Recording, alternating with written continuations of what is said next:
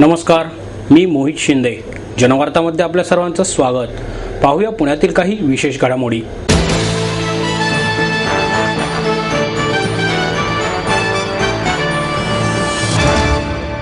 माहेर सोडून सासरी आले. इथेही प्रेमाची मायेची माणसं होती, पण माझं भविष्य सुरक्षित आहे याचा आनंद, आत्मविश्वास वाढवणारा होता. Samruddha Jeevan multistate multipurpose cooperative society limited. गुंतवणूक भावनांची, आनंद लक्षावधीचा. Samruddha Jeevan multistate multipurpose cooperative society limited.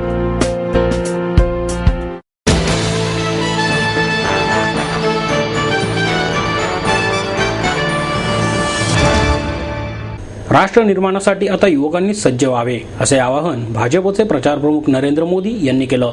Deccan education सोसायटीच्या फर्ग्युसन महाविद्यालयातील 100 वर्षांची परंपरा असलेल्या NA वाडिया अँफिथिएटरच्या नूतनीकरण वास्तूचे उद्घाटन मोदी यांच्या हस्ते झाले. त्यावेळी त्यांनी महाविद्यालयीन विद्यार्थ्यांशी शिक्षण आणि विकास या विषयावर संवाद साधला. या प्रसंगी व्यासपीठावर डेक्कन एज्युकेशन सोसायटीच्या नियामक मंडळ आणि परिषदेचे उपाध्यक्ष विकास काकतकर, कार्यवाह डॉक्टर श्रीकृष्ण कानेटकर, प्राचार्य डॉक्टर रवींद्र सिंह परदेशी तसेच भाजपचे अखिल भारतीय कार्यवाह श्याम जाजू उपस्थित होते. मोदी तरुणांना मार्गदर्शन करताना म्हणाले, शिक्षणाचे क्षेत्र हे माणसं निर्माण करण्याऐवजी पैसे बनवण्याचे मशीन निर्माण करणारे बनले आहे. जगातील सर्वाधिक युवाशक्ती भारतात आहे, परंतु त्यांना योग्य मार्गदर्शक लाभत नाही. त्यामुळे देशात निराशेचे वातावरण आहे, असे सांगत मोदी यांनी राष्ट्र निर्माणासाठी आता युवकांनी सज्ज व्हावे असे आवाहन केले. आपण राजकारणावर काही बोलणार नाही असे सांगत त्यांनी सरकारवर मात्र टीका केली आणि आपण मार्गदर्शकाची भूमिका बजावू शकतो असेही सुचवत सुधारणेच्या अनेक बाबी युवकांसमोर त्यांनी मांडल्या. भारताला हजारो वर्षांची गुरुकुल परंपरा होती, परंतु स्वातंत्र्यानंतरही या परंपरेचा विचार झाला नसून आजचे शिक्षण म्हणजे मॅन मेकिंग ऐवजी मनी मेकिंग झाले आहे.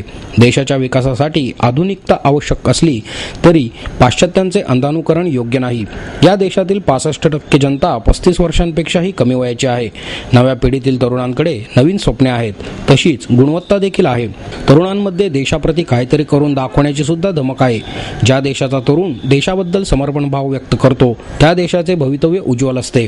देशाच्याच नव्हे तर संपूर्ण विश्वाच्या समस्या सोडवण्यासाठी सुद्धा भारतातील तरुण पिढी उपयोगी पडू शकते.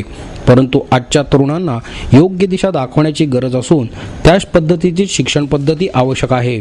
दक्षिण कोरियासारखा छोटा देश ऑलिम्पिकचा यजमान होतो, परंतु 120 कोटींचा भारत मात्र कॉमनवेल्थ गेम्स आयोजित करतो आणि त्यातील भ्रष्टाचारामुळे देशाची इज्जत मातीत जाते. कृषीप्रधान देश असे फक्त पुस्तकातच वाचत आलो असून कृषीचा विकास दर मात्र घटत आहे. भारताच्या शिक्षण व्यवस्थेला हजारो वर्षांची परंपरा आहे. त्यामुळे गुरुकुल ते विश्वकुल बनवण्याचे स्वप्न तरुणांनी पाहिले पाहिजे. कारण देशात 1800 वर्षे गुरुकुल पद्धती होती, परंतु 800 वर्षांच्या गुलामीमुळे शिक्षण पद्धतीत पुष्कळसा बदल झाला. त्या गुलामगिरीतून बाहेर पडले पाहिजे. स्वातंत्र्यानंतर देशात आधुनिकतेसोबत गुरुकुल पद्धती आणली असती तर देशाचा विकास झाला असता. ही स्थिती आणण्यासाठी दूरदृष्टी हवी आहे. आपल्या राष्ट्रीय नेतृत्वाने हा विचार केला असता तर 20वें शतक आपलेच असते, असेही ते म्हणाले. मैं इस पवित्र धरती पर से कोई राजनीतिक बयानबाजी करना नहीं चाहता हूं, लेकिन भारत के नागरिक के नाते आजाद हिंदुस्तान के समय में सारे हिंदुस्तान के एक सामान्य नागरिक की आशा आकांक्षाएं थी, क्या वो आशा आकांक्षाएं परिपूर्ण हुई है? मित्रों, शिक्षा वो हमारे लिए मैन मेकिंग मिशन था. आज शिक्षा मनी मेकिंग मशीन बन गया है. क्यों? कौन जिम्मेवार है? मैन मेकिंग मशीन से हम मनी मेकिंग मशीन की ओर चल पड़े हैं. मित्र, ये गिरावट कैसे आई? क्या ये हमारे पूर्वजों ने हमें दिया था? ये हमारी परंपराएं थी. उस परंपराओं के सामने किसी ने तो खड़े होने की आवश्यकता है मित्रों. और मैं निराश नहीं हूं. ये स्थितियां भी बदली जा सकती है. स्थितियों को ठीक किया जा सकता है.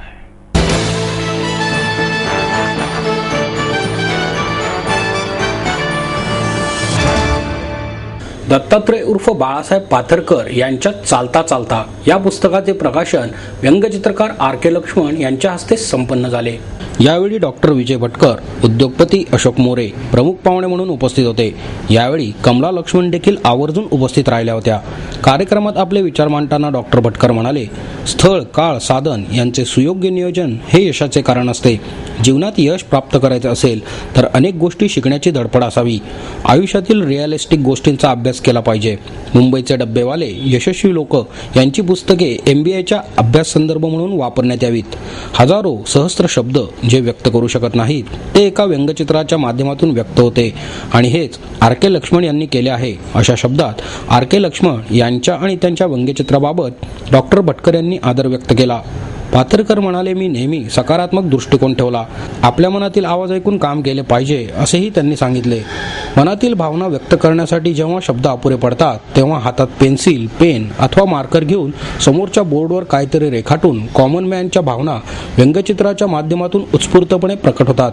गेली 5 दशके आपल्या व्यंगचित्राच्या माध्यमातून कॉमन मॅन या मनातील अशाच सर्वसामान्य, धीर, गंभीर, हास्यमय भावना रेखाटणारे RK लक्ष्मण यांनी खूप दिवसानंतर जाहीरपणे या कार्यक्रमात कॉमन मॅनचे व्यंगचित्र रेखाटले.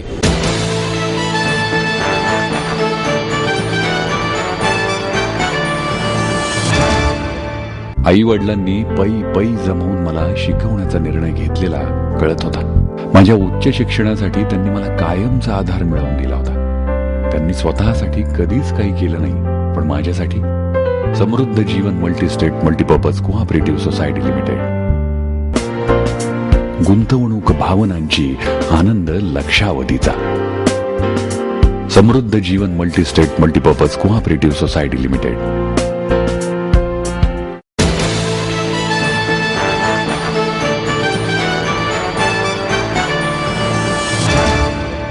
निळूभाऊंच्या नावाचा पुरस्कार मला मिळेल असे मला स्वप्नातही वाटले नव्हते, अशी भावना लोककलावंत वसंत अवसरेकर यांनी व्यक्त केली. राष्ट्र सेवा दलाच्या निळू फुले अकादमीच्या वतीने आयोजित समारंभात अभिनेत्री लीला गांधी यांच्या हस्ते अवसरेकर यांना निळू फुले स्मृती पुरस्कार प्रदान करण्यात आला. नाटक, तमाशा या माध्यमातून लोकांना खळखळून हसवणारे तर कधी रडवणारे लोककलावंत वसंत अवसरेकर व्यासपीठावर आले, पण त्यांचे पाय लटपटत होते, अंग थरथरत होते, कारण ते निळू फुले यांच्या नावाचा पहिला पुरस्कार स्वीकारत होते. यावेळी त्यांनी मोजक्याच शब्दात हृदय मनोगत व्यक्त केले. ते म्हणाले, निळूभाऊंच्या नावाचा पुरस्कार मिळेल असे मला स्वप्नातही वाटत नव्हते. तो स्वीकारताना अंग थरथरत आहे. खरं तर रसिक पाठीशी आहेत म्हणूनच मी कलावंत होऊ शकलो, अशा शब्दात वसंत अवसरेकर यांनी आपल्या भावना व्यक्त केल्या. गांधी म्हणाल्या, कथा अकलेच्या कांद्याची या नाटकात आणि काही चित्रपटात मी निळूभाऊंसोबत काम केले आहे. हसरा स्वभाव, कमालीची नम्रता, शब्दांवर हुकूमत असलेला हा कलावंत होता. असा कलावंत पुन्हा होऊ शकत नाही असेही त्यांनी नमूद केले. यावेळी अभिनेते श्रीराम रानडे, प्रमोद पवार, नाट्य परिषदेचे अध्यक्ष डॉक्टर सतीश देसाई, शाहीर दादा पासलकर, दिग्दर्शक मेघराज राजे भोसले, अकादमीच्या सिंधू काटे, दीपक रेगे हे उपस्थित होते.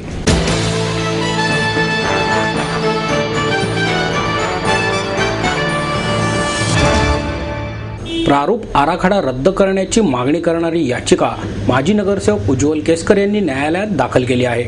महापालिकेच्या मुख्य सभेत नियमांचे उल्लंघन करत जुन्या हद्दीच्या प्रारूप विकास आराखड्याला आणि त्यावरील उपसूचनांना मान्यता देण्यात आली.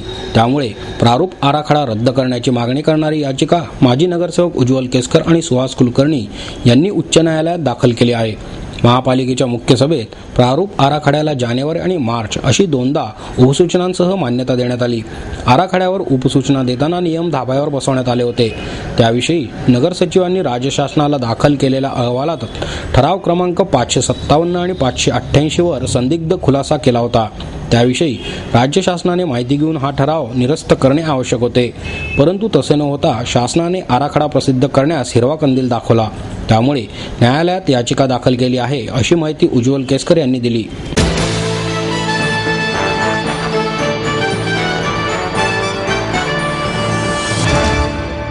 आपको देता है एडमिशन के साथ अपॉइंटमेंट लेटर भी. B civil, computers, electronics, electronic and telecommunications, IT and mechanical. MA Computers, Electronics, IT and Mechanical, Diploma Engineering, Mechanical and Computer. MBA Finance, HR and Marketing. BCA, BBA, MBA and MCA for engineering और साथ ही D.Pharm, B.Pharm और M.Pharm भी। Siddhant international school CBSE from nursery to 5th standard. Siddhant college. Transport एवं hostel facility. 22 एकड़ का विशाल campus. AICT Delhi और Pune university द्वारा मान्यता प्राप्त।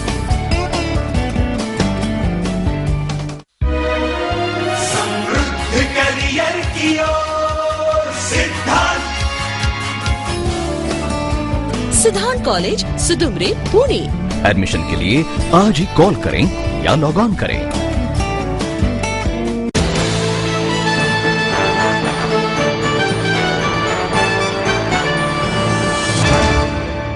संकटात सापडले की काँग्रेसला धर्मनिरपेक्षतेची आठवण येते, अशी खरमरीत टीका भाजपच्या प्रचार समितीचे अध्यक्ष नरेंद्र मोदी यांनी केली।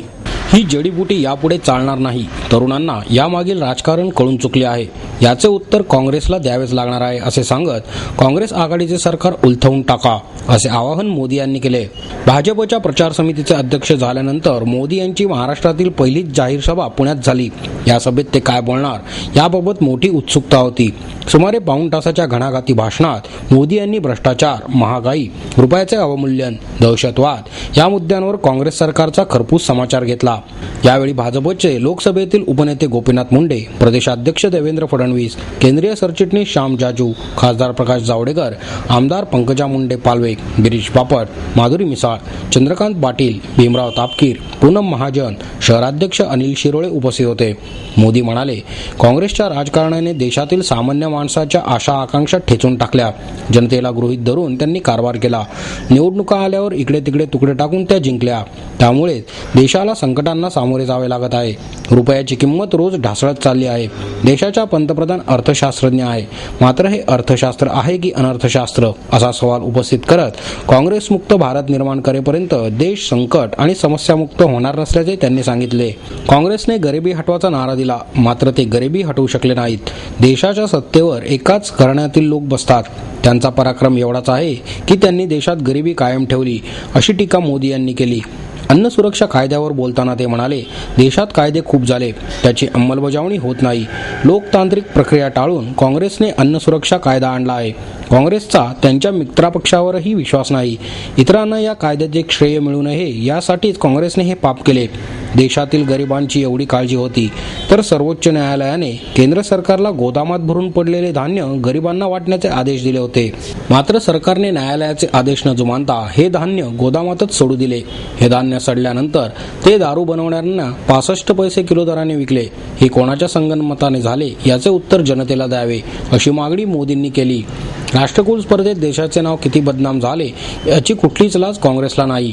कोळसा घोटाळ्याची ही तीच स्थिती आहे। सरकार सीबीआयचा वापर आपल्या लोकांना वाचवण्यासाठी आणि विरोधातील लोकांना संपवण्यासाठी करत असल्याचा आरोप मोदींनी केला। संविधानाचा कायद्याचा गैरवापर आणि सरकारी तिजोरीतील पैसा उडवण्याचे काम यांनी केले। देशाच्या तरुणांनी हे सर्व कारनामे ओळखले आहेत। जुन्या पिढीने तुम्हाला माफ केले, मात्र आता नवी पिढी तुम्हाला माफ करणार नाही। एवढा मोठा देश हा केवळ वोट बँकेच्या राजकारणावर चालू शकत नाही, असेही ते यावेळी म्हणाले। मोदींनी भाषणात महाराष्ट्र ही संतांची भूमी असल्याचे सांगत पालखी सोहळ्यातील सर्व वारकऱ्यांना माझ्या शुभेच्छा आणि प्रणाम असे मराठीतून सांगितले। कांग्रेस पार्टी, उनके साथी दल, देश आपसे जवाब मांगता है कि आपने वो अनाज जानबूझ करके सड़ने क्यों दिया? आपने सुप्रीम कोर्ट के कहने के बावजूद भी उसका अनादर क्यों किया? और सड़ा हुआ अनाज आपने 65 पैसे में शराब तैयार करने वाले लोगों को जाकर के मुफ्त में कैसे पहुंचा दिया कि इसमें किसकी मिली भगत है, कौन किसके साथ जुड़ा हुआ है? देश जवाब मांगता है।